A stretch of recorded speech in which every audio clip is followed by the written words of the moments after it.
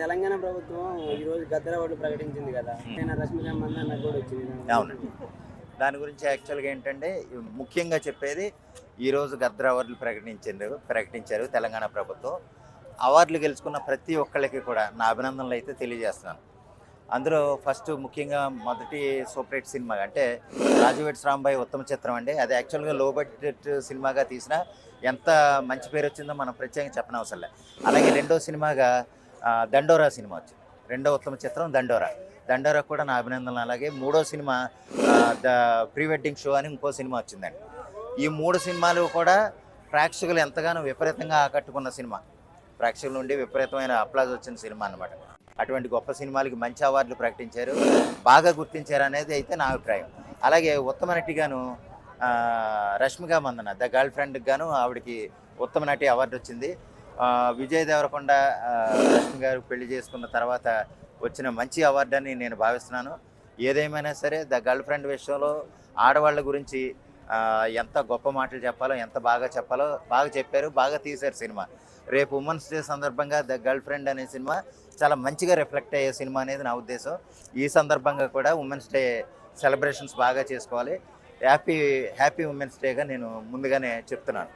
అది అలాగైతే తర్వాత ఎన్టీఆర్ అవార్డు ఏమో మెగాస్టార్ చిరంజీవి గారికి ప్రకటించారు. అది ఆయనకి ఆల్రెడీ ఎన్టీఆర్ అవార్డు ప్రకటించినందుకు సంతోషమే. అయితే ఏంటంటే ఆయన ఎప్పుడో పద్మవిభూషణ్గా కూడా గొప్ప అవార్డులు ఎన్నో అందుకున్నారు. ఈ విషయంలో ఎన్టీఆర్ అవార్డు కూడా మరొక కలికితురాయిగా చేరటం అనేది చాలా మంచి విషయంగా నేను భావిస్తున్నాను. అలాగే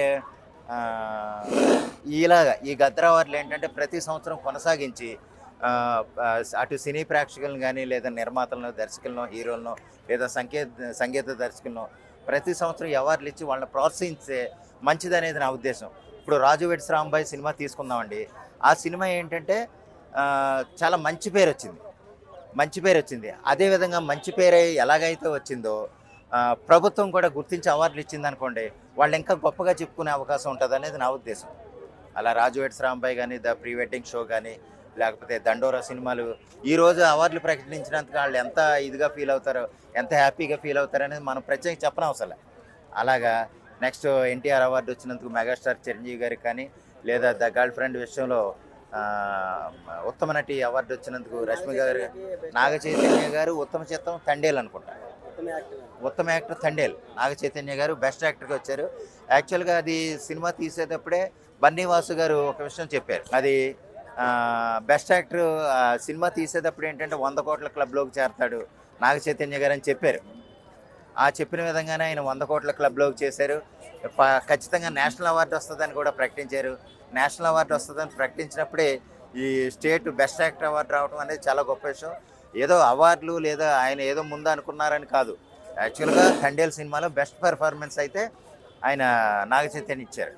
ఆ విధంగా మంచి అవార్డులు అటు నాగ చైతన్య కానీ, ఇటు లేకపోతే రష్మిక మందన్న గారు కానీ, లేదా సినిమాల పరంగా కూడా గద్దర అవార్డ్స్ విషయంలో మంచి చాయిస్ తీసుకున్నారు, మంచి జ్యూరీ మంచి సినిమాలు సెలెక్ట్ చేసుకున్నారు అనేది నా అభిప్రాయం.